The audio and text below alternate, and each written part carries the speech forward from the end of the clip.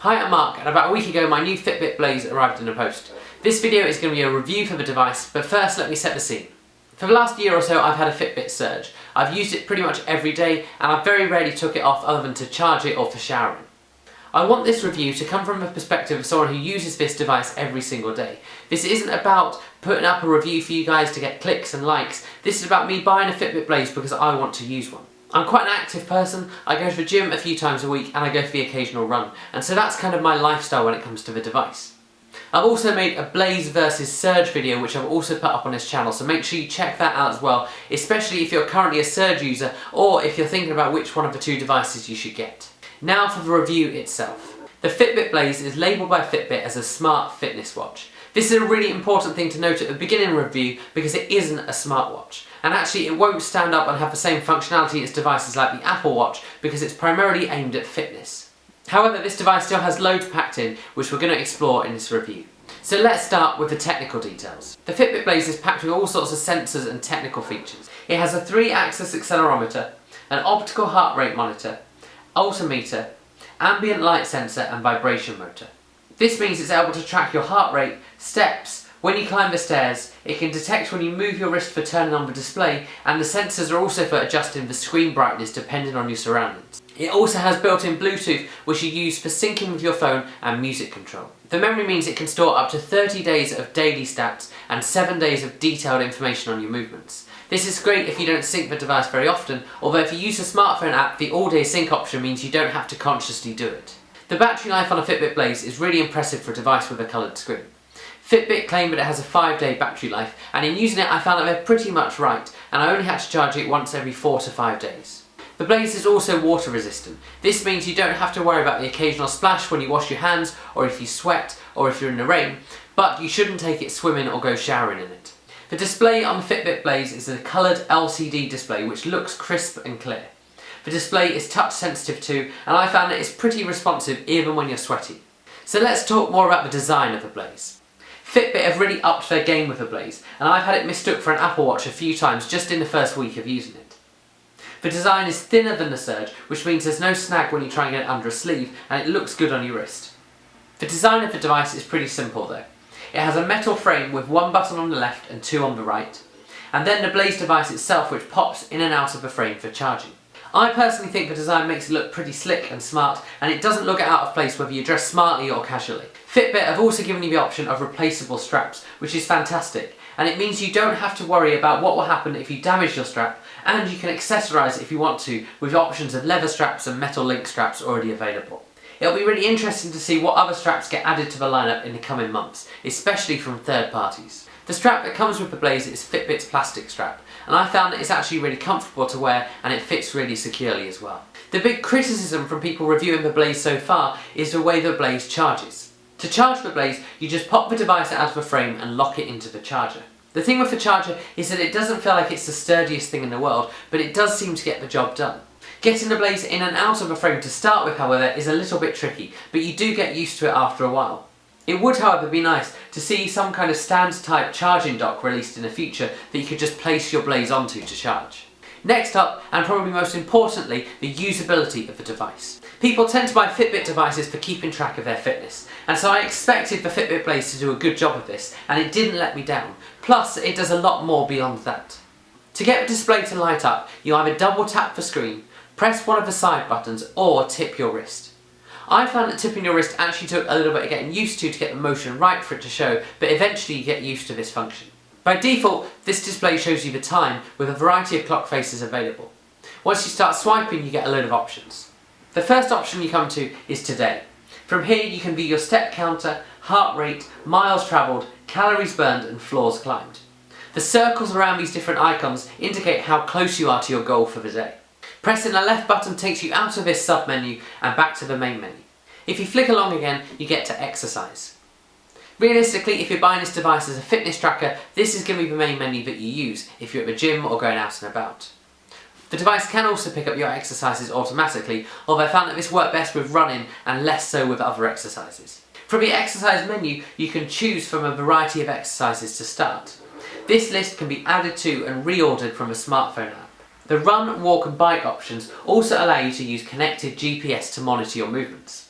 This is because the Blaze, unlike the Surge, doesn't have GPS built in, but it has what Fitbit call connected GPS. This essentially means that it backpacks off your phone's GPS and uses that GPS to track your movement. I found that this was just as accurate as the built-in GPS on my Surge when going for a run, and for most people, having no built-in GPS won't be a problem, because you probably already have your phone out with you. Once you're exercising, the display gives you an update of your heart rate, time spent doing the exercise, the time and calories burned.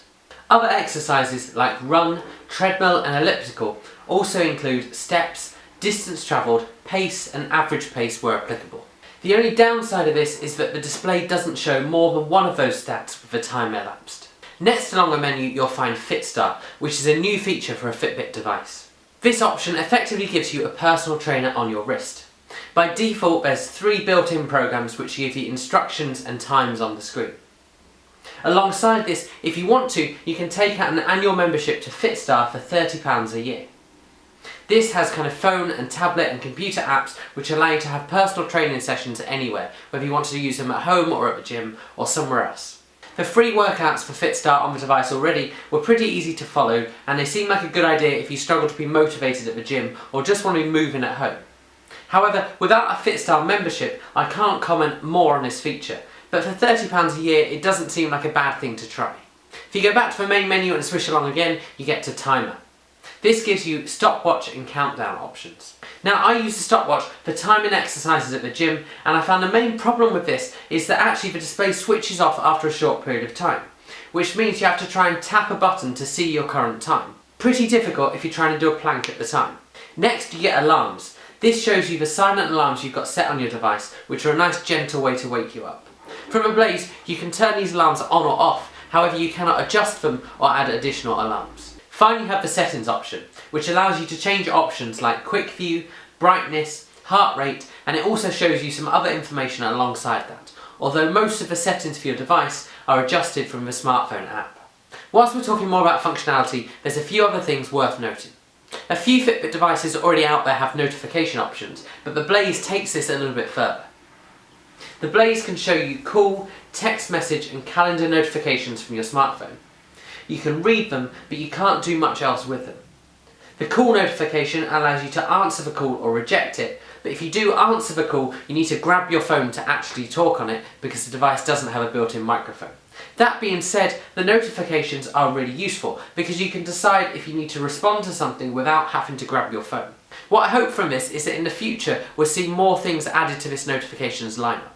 Things like WhatsApp, Facebook and email could be really useful things to glance at on your wrist on the go. However, whether this will actually happen or not is anyone's guess. These notifications automatically appear when something comes through, or they can be browsed by pulling up from the bottom of the screen. You also have music control, which is much less battery consuming than on previous Fitbit devices. You can access this either by pulling down from the top of the device, or if you're in the middle of an exercise, you can hold the top right button down. From here, you can play or pause your music, go back a track or skip forward. Pressing the top right button again from this menu also gives you the option to adjust volume. The other thing to note about this device is the heart rate sensor, which for me was a big selling point. The big question with these wrist-based heart rate sensors really is, are they accurate?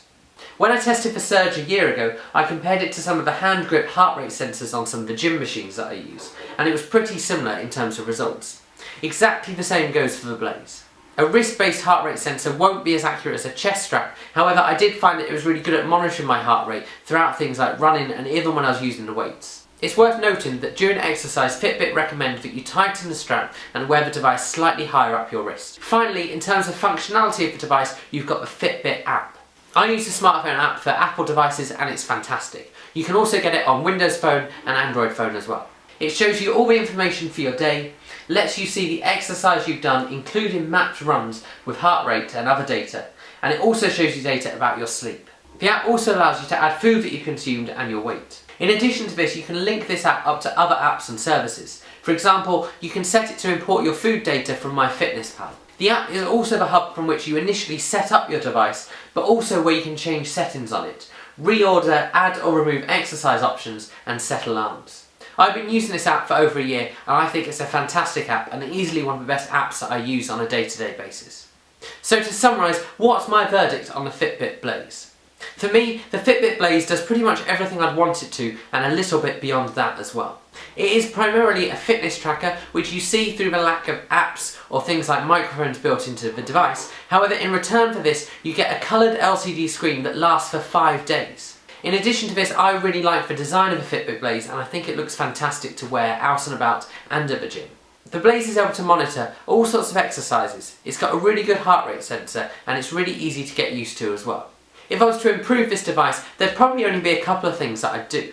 Firstly, as I said earlier, I'd add more options for notifications. What Fitbit have improved on with this device compared to other Fitbit devices with notifications is great, but it'd be really good to see things like WhatsApp, email and Facebook come to the device eventually as well. Secondly, I'd add an option that would allow you to have that screen always on for different things. Especially when you're doing exercises or you want the timer, it would be really useful to have the display always on at that point in time. This would obviously affect battery life depending on how much you use it, but I think it's an option that would be worth putting onto the device. All in all, I love the Blaze and I'm so glad I picked one up. And I think for £160 it's actually really good value and packs a lot in. I hope you guys have found this video helpful. Please like and subscribe to my channel. If you've got questions about the device, write them in the comments and I will reply to those, and I'll see you guys again soon.